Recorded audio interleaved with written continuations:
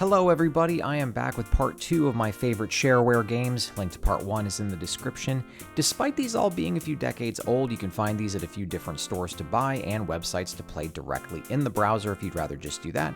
And I have all of those in the description as well. Make sure you let me know in the comments what your favorite games are and why. I know I'm not the only one who likes to discover new classic games to add to the collection. Let's get started. Biomenace is the first on the list, and it's a fun 2D platformer where you play as, get this, Snake Logan, no relation to Gabe Logan, sorry, a guy with a rockin' stash, a mullet, and I'm guessing at least up to the year this was released, every Whitesnake and Molly Hatchet album on cassette. Snake's mission is to snuff out a mutant invasion led by the nefarious Dr. Mangle. You'll kill monsters like a knockoff version of Barney, Grimace's children, so that their lifeless husks can be pureed into a delicious milkshake to be released occasionally in all the McDonald's that apparently I don't live near now, the monsters from the Critters movies, and more. You'll run around with this little machine gun and grenades blasting mutants, rescuing male hostages that look like they belong in a Sears catalog, among other hostages, and collecting keys to open doors because that's what every 90s PC game made you do. All jokes aside, this is actually a lot of fun and totally worth picking up. Bricks 1 and 2 are fun little arcade puzzle games where the goal is to push same-type blocks next to each other to eliminate them. The music is very early, like 90s PC Sound Blaster quality, so that alone will be enjoyable for some of you. The graphics are nice and colorful too. For the rest of you that want some good brain teasers, you'll definitely find them here. The game warms you up pretty quickly with the first couple levels being so easy that even a game journalist could do them. Maybe. And then after that, you'll not only be working to solve the puzzles without running out of retries, but you're also racing against the clock, and I promise you that it gets pretty dicey at times. I think Bricks would be great on a phone, but then that also means that you'd get bombarded with garbage like cash shops or, I don't know, brick bucks or something, and I already have enough reasons to throw my phone into the Gulf, so maybe PC is where this should stay. Realms of Chaos is a side-scrolling fantasy platformer where you control two heroes, Warrior Endrick, not to be confused with Erdrick in Dragon Quest, and his more pleasant-to-look-at sister Elandra, who is a sorceress. They're on a quest to kill monsters and save the day. It's a colorful game with great action, and you can switch between the two characters on the fly to get through various challenges, and that's a pretty good time too. The game was part of Apogee's late DOS-era shareware catalog released near the end of the company's kind of classic 2D platformer period. The graphics in this are beautiful, and the levels are all pretty large because you're meant to explore them and look for secrets. You're also meant to miss jumps and get your health whittled down by enemies and die a lot, so if you're familiar with games like Castlevania, then the first time you take a hit and get knocked onto some spikes will make you feel like a kid again. The bats in this are worse though, because unlike the Castlevania bats, these ones actually bounce off the edges of the screen and come right back at you. I hated them. So while I like Duke Nukem 1 enough to add to the last video, I had to add the sequel to this one because it's pretty much a superior game in every way, and it's also the first Duke Nukem that I ever played. Duke Nukem 2 starts to show us more of our hero's personality that we're familiar with now. The graphics are really colorful and much better this time around also, and the game has some great music that helps support the action. The game is also much faster paced, and that helps it out a lot. This game takes place right after the original, and Duke is promoting his new book, Why I'm So Great, and is abducted by aliens who want to use him to conquer Earth. As one can guess, he immediately breaks free, and then your job is to help him murder everything in sight and get off the alien planet and get back home where, well, we know what happens in the next game, but he doesn't yet, does he? This game has non-stop action, explosions, you can blast enemies with guns like lasers and rocket launchers, it's funny, and I can't recommend it enough. Dude broke out of jail by using a bomb stored in one of his teeth for just such an occasion. That should tell you what this game is like. Long before Harry Potter and the Hole of Glory was Hocus Pocus. This game stars Hocus, the guy in this picture who looks kind of like he's doing the hands up, don't shoot thing. Hocus dreams of joining the prestigious Council of Wizards and wins the love of the wizard's daughter, Popopa, and to do that he has to basically fight a ton of monsters and get through increasingly dangerous levels in this castle and make it out alive. This is one of the harder platformers on this list, so if you're into that and you like tons of hidden rooms full of treasures and monsters to blast, then you're gonna like this. The gameplay is actually pretty tight and there are lots of areas to explore in each level, though Hocus takes hits like Glass Joe, and his health drops very quickly, so you'll have to play a little more carefully if you want to make it out of each level. I got my ass kicked in pretty regularly regularly, but didn't mind because I was actually enjoying myself the whole time. Long ago in 1992, Super Mario Kart on the SNES was still the new sexy in town that everybody wanted to play, except me, because I thought racing with Mario and friends was stupid.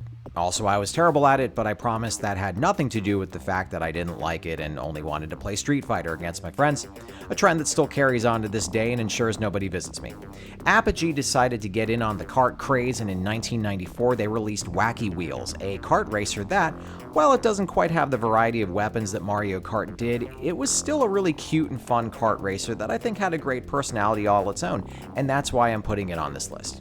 You can pick from tigers to camels, even a shark that for some reason hasn't suffocated by the time the race starts, and more. I chose Ringo the Raccoon because I like it trashy.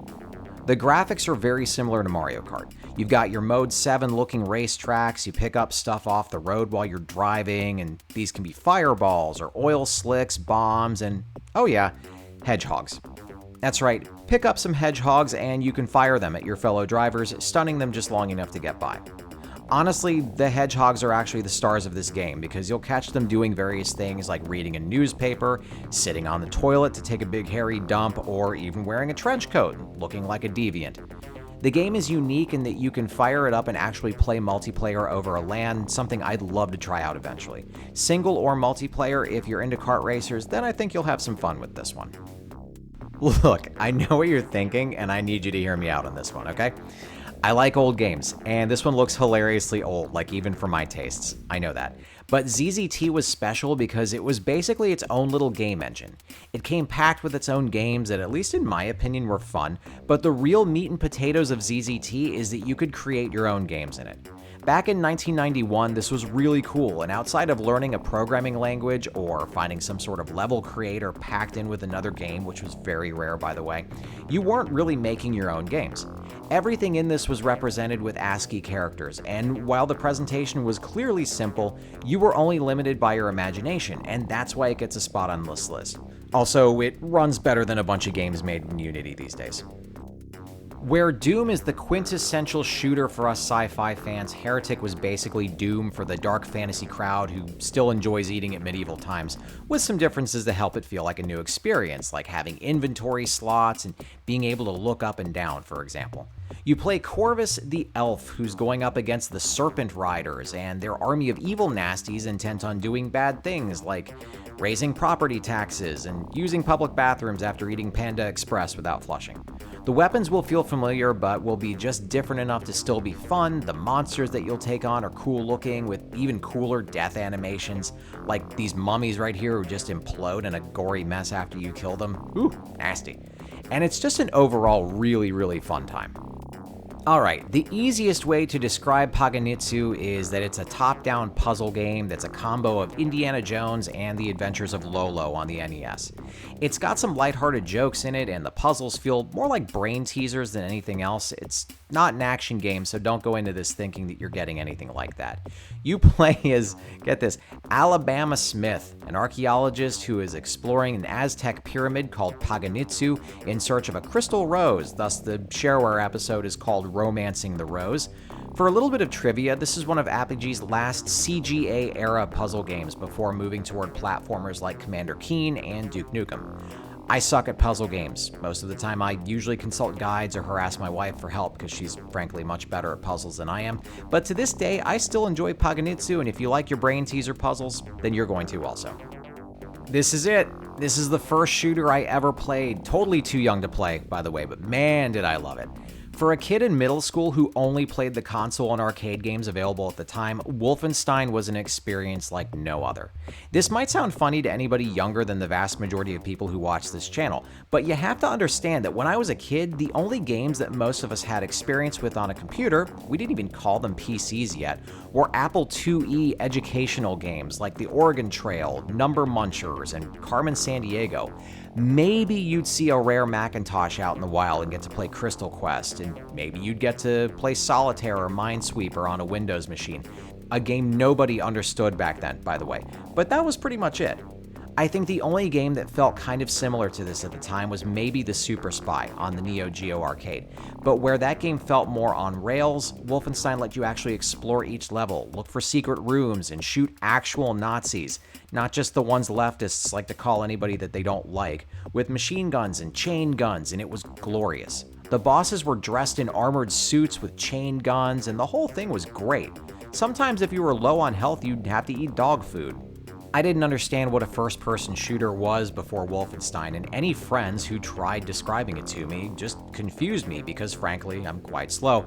But after playing it my first time, I was a changed lad forever, and me and my friends badly wanted home computers that would run it. I didn't like any of the Bethesda games later on, like the New Order or New Colossus or that retarded sequel that came after, but the original will always be the GOAT to me. Last up today is Descent, a 360-degree first-person shooter from Interplay and a game that I put dozens of hours into in high school. I had a computer class that allowed us a game day every Friday, and we installed Descent and eventually Descent 2 on all of the computers in there. Since they were all on a local area network, we played 8-player death matches almost every Friday, and it was as awesome as it sounds. I do want to say that the controls have not aged well, and if you buy this on PC, you're going to have a lot of tweaking to do with the keyboard keys to make them feel comfortable, or maybe find a mod that will allow the game to work with modern controllers, which is what I recommend, because as you'll see from the non-demo footage, I'm playing keyboard only, and I'm piloting this ship like I just left the bar after a fifth of Maker's Mark.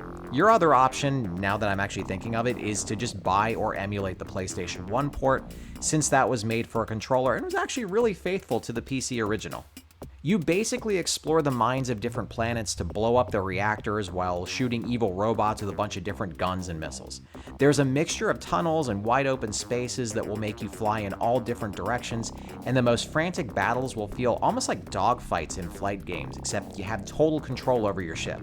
This game was nuts in all the right ways and turned the whole shooter genre on its head, and I guess in every other direction too. I'd like to play this again for a future video to see how long I can last without getting motion sickness and barfing, because I'm old, and that's a thing that happens to me now. And that's all for today's collection of Shareware games, but I've got more coming. As always, I hope you enjoyed the video, and we'll do this again soon.